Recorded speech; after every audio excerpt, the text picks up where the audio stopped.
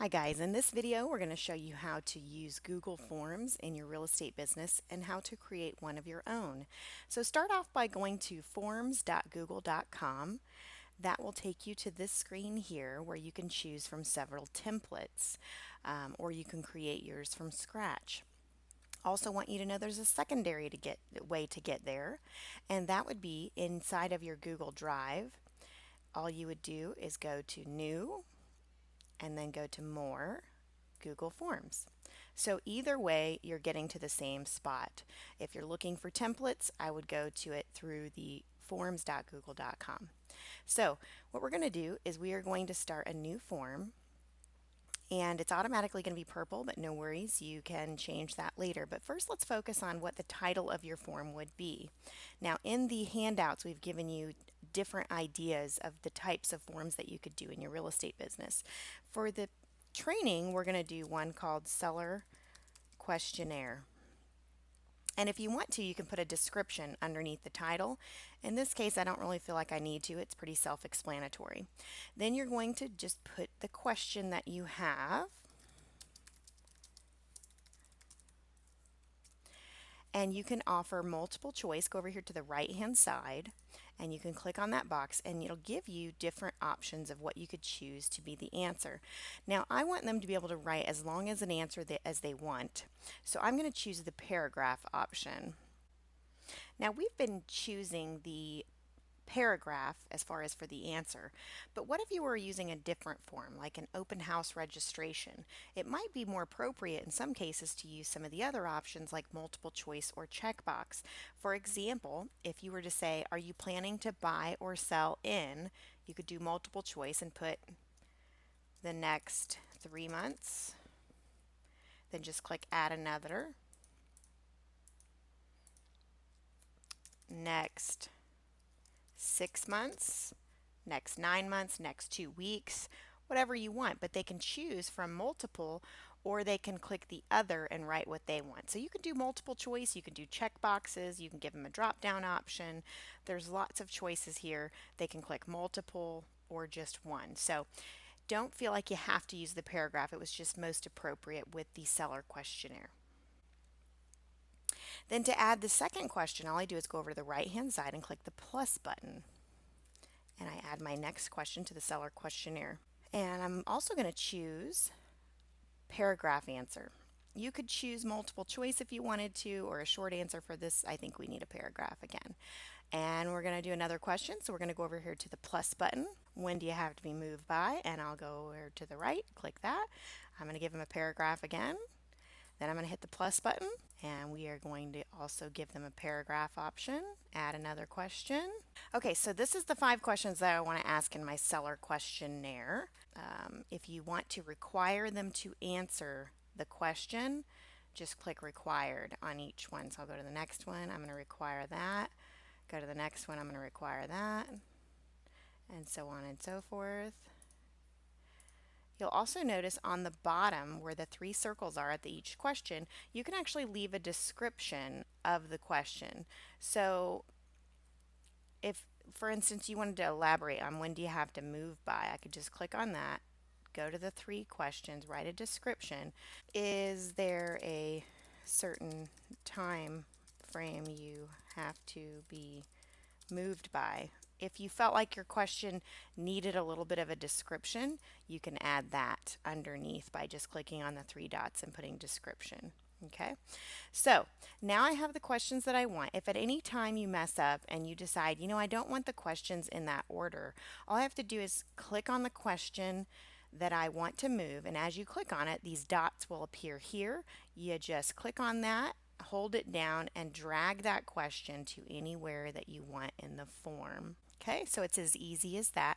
Now, what if we want to custom make the colors look better?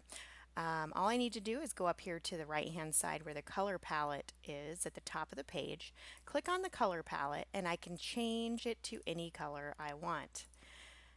Now keep in mind, in addition to changing colors, I could actually choose a photo that I want to put up here. So I'm going to actually go to that and custom create something cool. Now this will give you a bunch of pictures that you can choose from that you have permission to use from Google, or you can upload your own photos by clicking on the left hand side and selecting it from your computer. And I'm actually going to select one from my computer. And it will give me the dimensions I can use, and all you have to do is drag these, and the maximum you can do is this size. So if that's the case, choose carefully what you for your size by dragging it up and down. I'll hit select, and then it crops the picture for me. And then you'll see, boom, I have a background. And it automatically picked a palette that it thought would be best for me as far as the color that matches this. I can also put a picture at the top of this questionnaire if I want to. By clicking, instead of question, add question, we're going to add an image. And we can choose something from our computer again. Let's see. And this might be your branding or what have you. You can only keep it underneath the name of the questionnaire. I can't put it on the very top, but if you wanted to put your branding on top, you could also do the same for the bottom. You can go to the bottom question and say add picture, and you can add your branding on the bottom as well. And you'll see that kind of just gives them all my contact information at the bottom of the form. So this isn't required, it's just all different things that you could do. What's so cool is now you can even add a video to this. So if you wanted to give an introduction to yourself and say thank you every time I list a home, I always send this questionnaire out before I meet with them. Please take a few minutes to fill it out. Make sure you title your Google form by going to the upper left hand corner.